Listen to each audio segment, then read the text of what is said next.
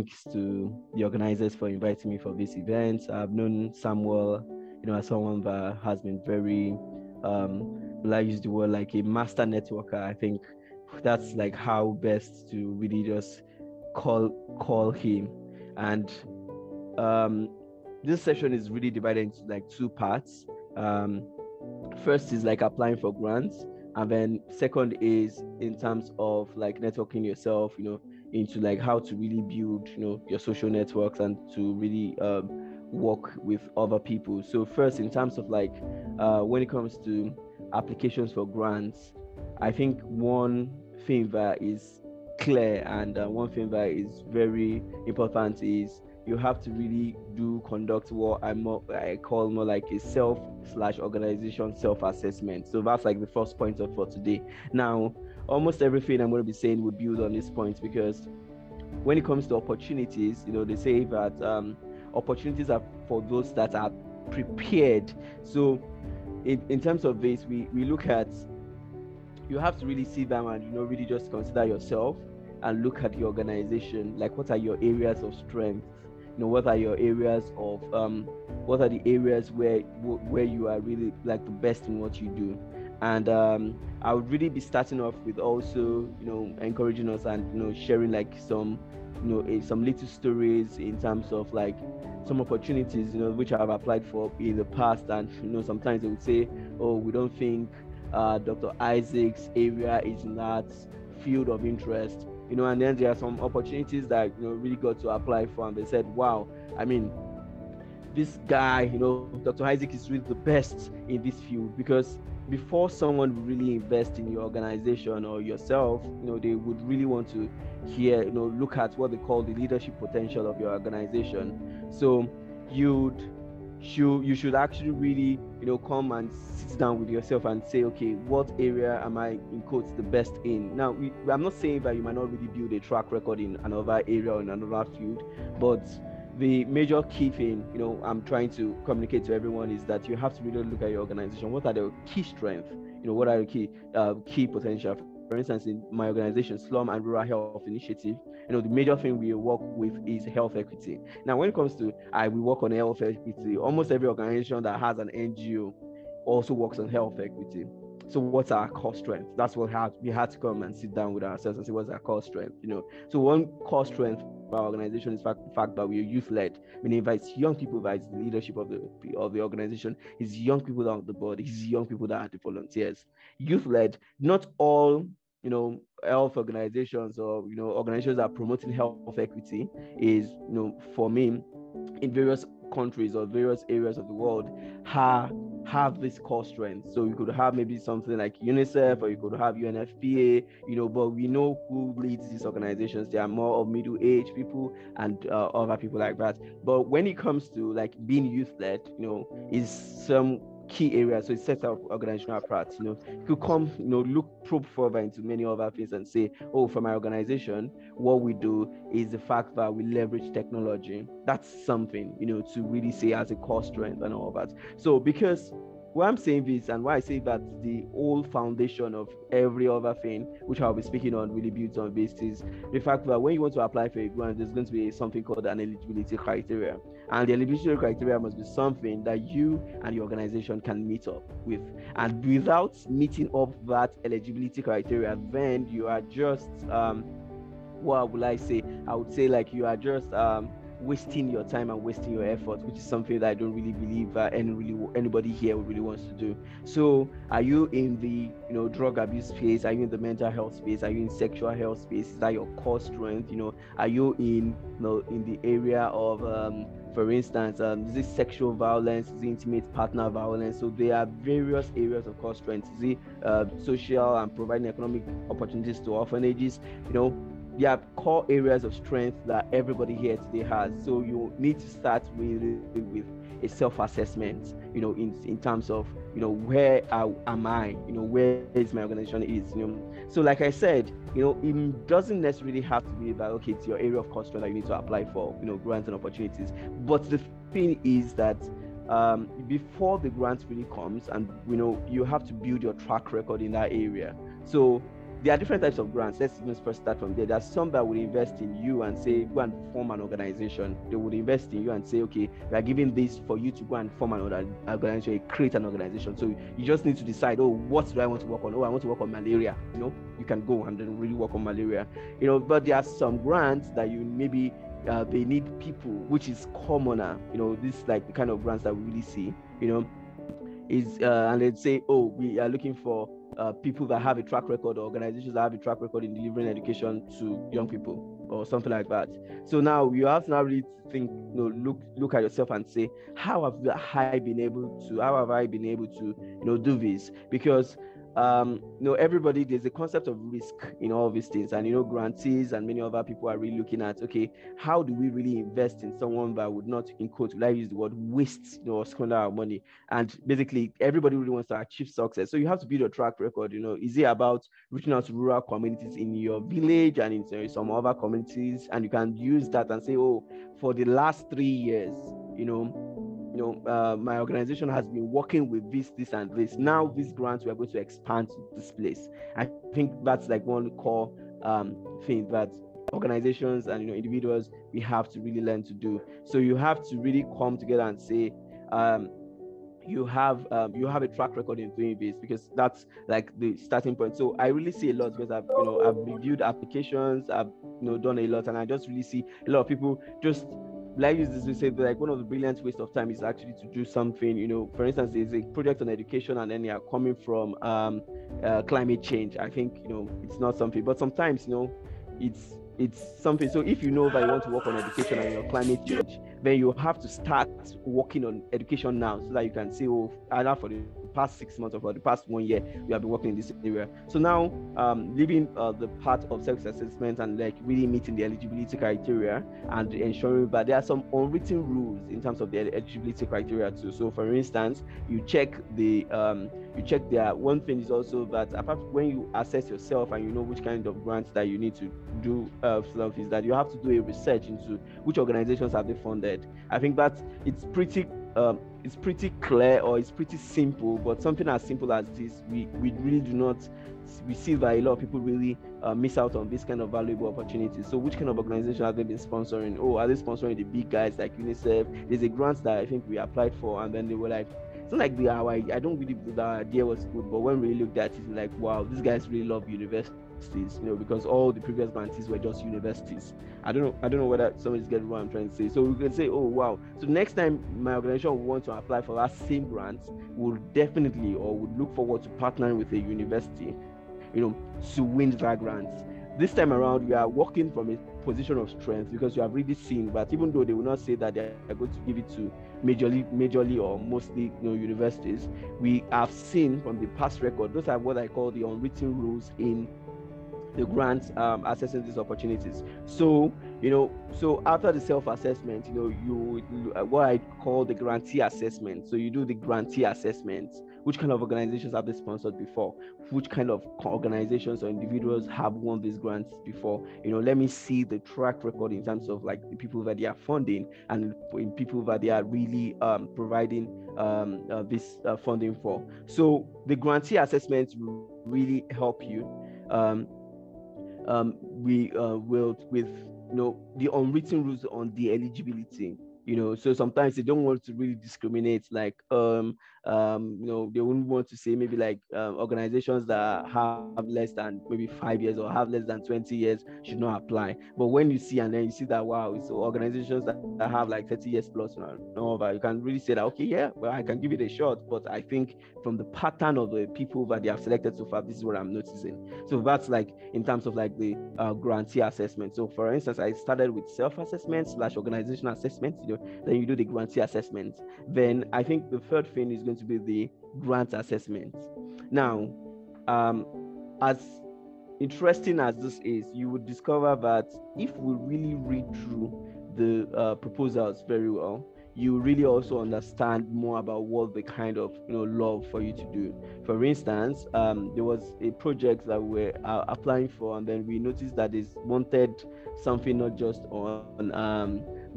on a research, but they also wanted like a business model or an entrepreneurship path angle to do this. So and then you say, oh yeah, um these projects not just have to maybe provide healthcare, but has to also provide economic opportunities. You'll be surprised that, as simple as that sounds, a lot of times, a lot of people really miss out on that. So they just really go and say, oh yeah, how do we provide healthcare needs to young people? But what about the economic needs to the grant, as grant itself? So you apply using these core principles in terms of, okay, now that's before your application. That's more like, so we said, I'm just really reiterating my point. So organizational assessment, the grantee assessment, and the grant assessment. Read every single line of that. I know they are usually really long and boring, but if you are able to type 5,000 words and then they put out a grant call of just about 1,000 words, I think it's actually really good value for your time if you at least try to go through that 1,000 words that they have written. Sometimes we just really skip through all these minute or mini details in the grant. So sit down, underline, if possible, print out, and understand what kind of projects they are looking for. It's simple, but many people don't get this, and I've really seen it over and over again, in terms of like grants and many other things. So now that we've known that, okay, we have been able to work on in terms of like applying for the grants. Oh, now I'm eligible to apply for the grants. So in terms of like the application for the grants, now we understand the concept you want to use. You have those kind of things that you really want to use. In terms of like the application itself, you have to really look at things such as, you are connecting those things that you have, I've talked about, and you're connecting it to the grants. So for instance, in terms of self and organization assessments, you have to talk about, in the problem statement, what your organizations have done before on the problem. So like I said, you don't want to come in as a fresher or newbie, except for some few grants where, they just need freshers or newbie, like new organization, new, all those kind of things. So you will say, for instance, you can say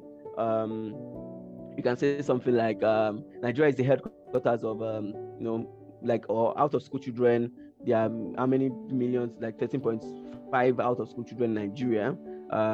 That's like a really huge problem in Nigeria. So it's what I call the inverted triangle approach. Actually, when it comes to problem statements, means like you're talking broadly in terms of Nigeria, and then you are bringing it down in Southwest Nigeria. Let us say the project is in Ibadan, for instance, where I am, and then you say in Southwest Nigeria, this problem is just maybe 5 million out of school children, and in my community, these are the challenges with out of school children. It's really talking on education, for instance. And what my organization has done before, we have also been able to find more problems to this. I hope that's very clear to everyone. And that is one thing, because basically you have to really also talk about what you have done before, and then connect it with what you are able to do.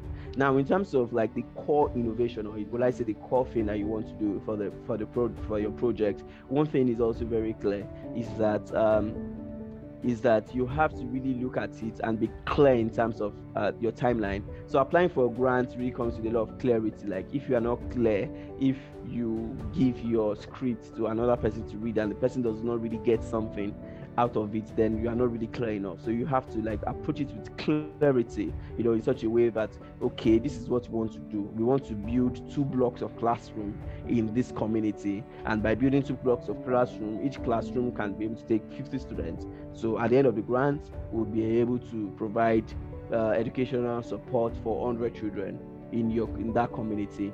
And when, like I said, when you are clear, so we have to look at, okay, now you have to look at, apart from clarity, like I talked about problem statement using the inverted model, in terms of the body of your grants and what you want to write, you need a lot of clarity. And then you need to really talk in terms of how you want to deliver your innovation. Is it by building blocks of classroom? Is it by paying for teachers to actually really go to that school to teach? And is it by whatever thing or whatever means that you want to do. Are you employing satellites? Are you employing corpus there? Are you using tech for your innovation? And the most important thing also is that you need to also really ensure that you are measuring these changes, so you are tracking the changes. So how are you going to know you have been able to achieve what you want to achieve? So for instance, you can say that, okay, the enrollment rate is 10%. At the end of the grant, within the 6 months period, we are shooting up the enrollment rate to 50% in the community. So how many people are not employed or don't have a school in the community? Whether we have maybe 100 people that don't have a school, and then maybe your project is targeting 50 people, then you have really shot the enrollment rate to 50%. So the whole thing is just that if it cannot be measured, then it cannot be skillfully, or will I use the word successfully, done. And grantees really know this, and that's one trick that that people applying for grants might not really maybe pay attention to.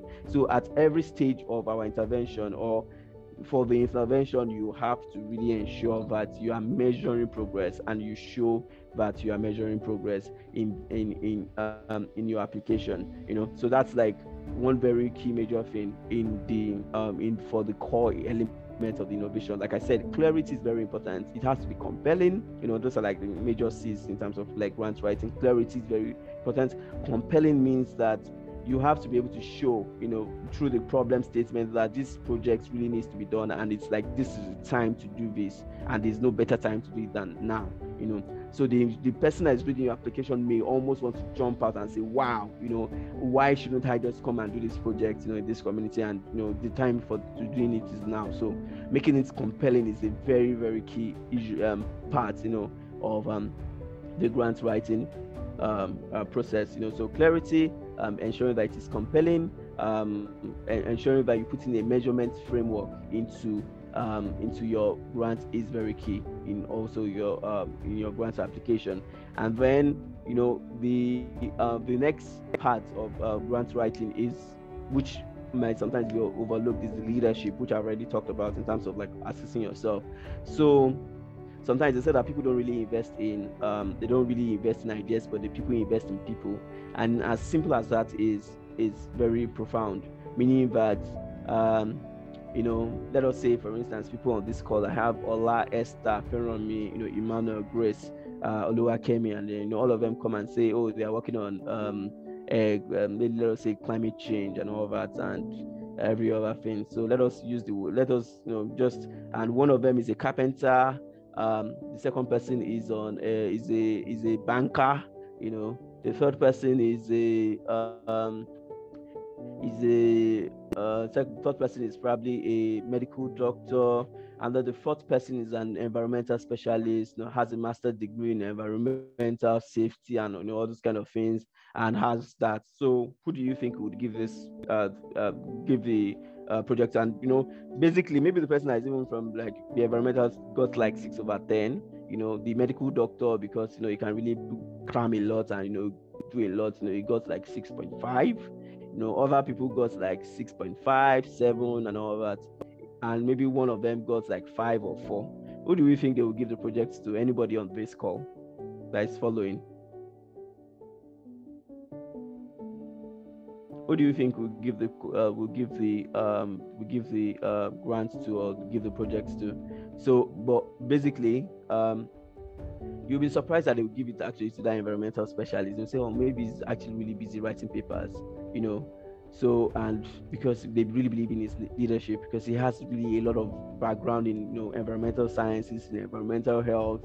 He has done a lot of projects before in environmental and all that. Thank you very much for Chijioke and for your responses. It's really very interesting how leadership potential really matters a lot in terms of like grants. So sometimes that takes me to the second part of the session, which we have really talked about, is the part of like aligning yourself with the network that can really also ensure. Sometimes let us say you're really passionate about maybe the environment, or you are passionate about the environment, and let us use the word maybe food waste or something like that. Maybe your own is just food, and then there's an environmental factor to attached to it. So you have to join forces with another person to be able to really just move your project forward. So sometimes, maybe I want to do a project with people who are single mothers, and then it's Dr. Isaac that is leading it. it doesn't really carry weight like a Dr. Sarah Mbappe, or or a Dr. Veronica Stevens or something like that. Because even from the name, you know that, probably Dr. Veronica Stevens has a lot of experiences. Some of our friends, have been single mothers before, and then your project is working with them, or I don't know whether we get my point. So the profile and then the strategy. So you, like someone like me, now have to align myself with that set of person that have that skill, and will be able to successfully cause like the grantees, like the funders, to believe in that innovation, or you believe in that project. And that's one key area of our social impact work, meaning that you need people that would also you can collaborate with. Sometimes it's an organization, so you really look at it and say, yes, I mean, let me really connect to the organization. I want to do women empowerment, and there's a women empowerment initiative of of grassroots college or something like that, in the grassroots in Lagos. I want to do the project in Lagos, and then you are really partnering them, and I think it's very interesting that we can, you can do almost anything with the power of partnership. There was a time that we wanted to do a project with my organization wanted to do a project, and then we had to partner with London School of Tropical Medicine and Hygiene. Just how do strategic partnership really form? So you can actually go online, get their emails, tell them, okay, we want to apply with you. That's how sometimes you really get partnerships. Enter some social networks in terms of like applications for some for some funding and so something. Sometimes it's actually referrals. Somebody will refer you to somebody, and then you take it off from there. You have meetings, and then you deliberate on these things, and then you have a project. That's how partnership really develop. So sometimes it's also really about looking at who will care about something like this. Maybe it's a project on breast cancer. You can look for pharmaceutical companies that are interested, or that have drugs, or that have maybe initiatives on breast cancer, and then you really reach out to them. So like forming strategic partnership, like I said, it will have been individual outreach, but I'm going from the different levels. Now, apart from individual outreach, you can actually really meet the people in seminars, in conferences, like this kind of meetings, and you really recognize other people. There's something that a lot of people really miss out in things like this. You have different people. Maybe somebody talks and says, oh, I have 10 years experiences in working with children that have autism, and maybe that's like your area of focus. You can Google the person up, that kind of thing. You can send the person a direct DM on Zoom, and then you take the partnership up. I've met a lot of people like that, through things like this, and we say, oh, send me your email, and from there we get things like that. So conferences are very good ways to also meet people individually. Like I said, you can cold email people, but make sure that your idea at least is described succinctly.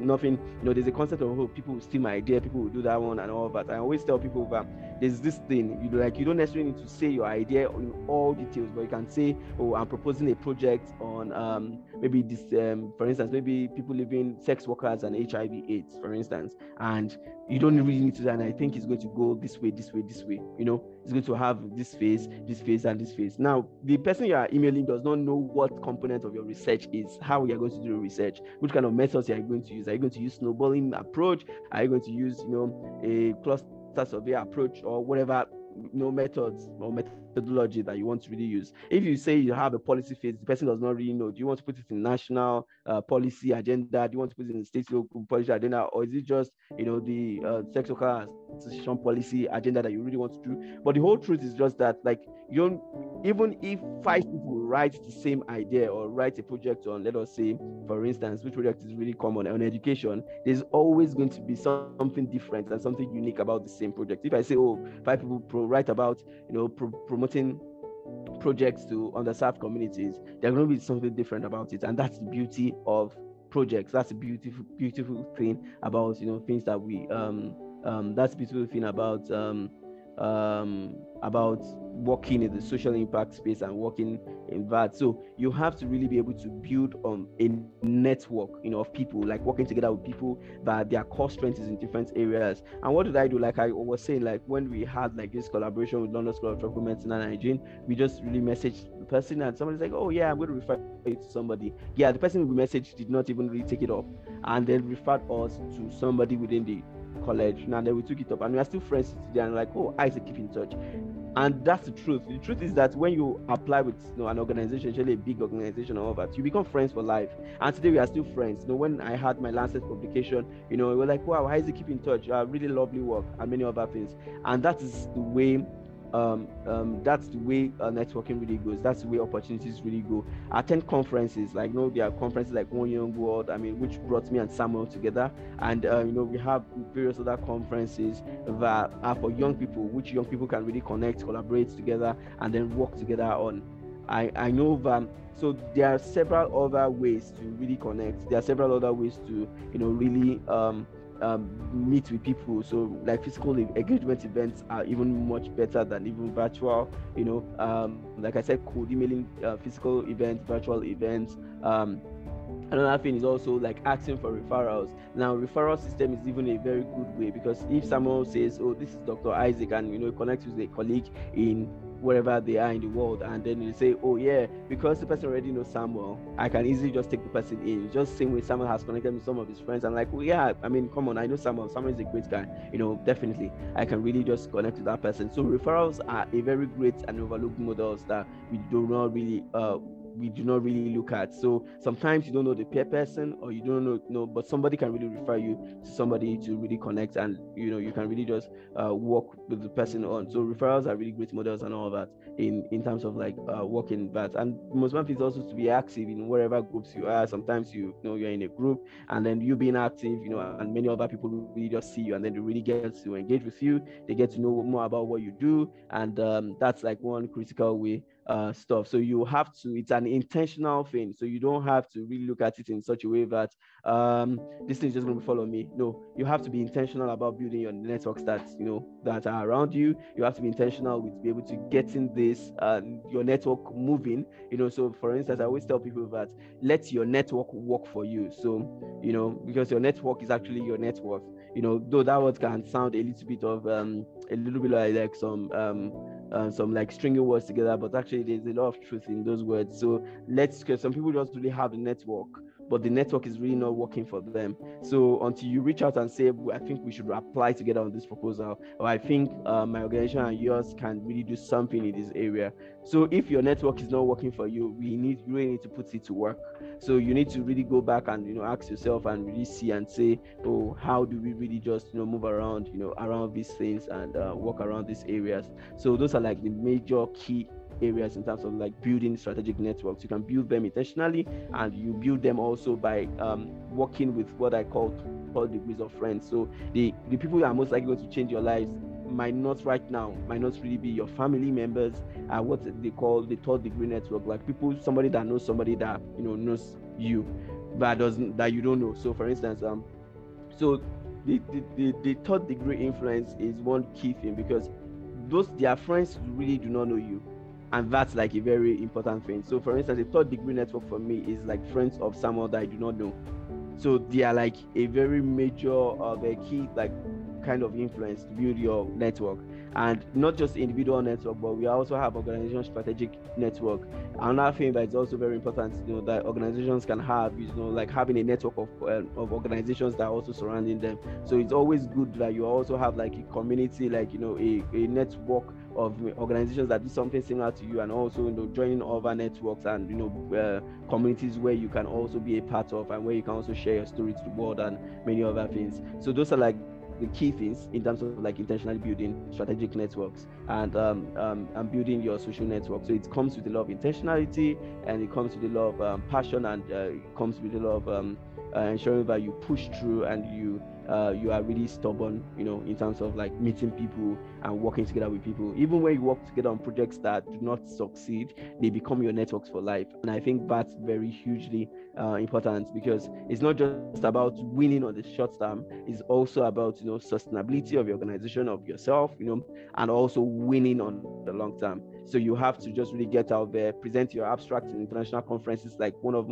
my really great super connects I really got was through like an international conference where I was presenting an abstract, on what I did, and how that study was very influential in Nigeria, and the study I really did it. And it's also about being give, you give and you also get back. So it's like a cycle which you should always just really build on. So ensure that you also give to your network and also get back to your network. Is all about strategic alliance and positioning. So that's like the bits that I have to present, and I'm quite sure that it's just more of like a very key, foundational class in terms of like application for grants, and then like building strategic networks. And I'm quite sure that during the question sessions, I'm quite sure I'll be able to address key questions, key challenges, and key discourses that we have today.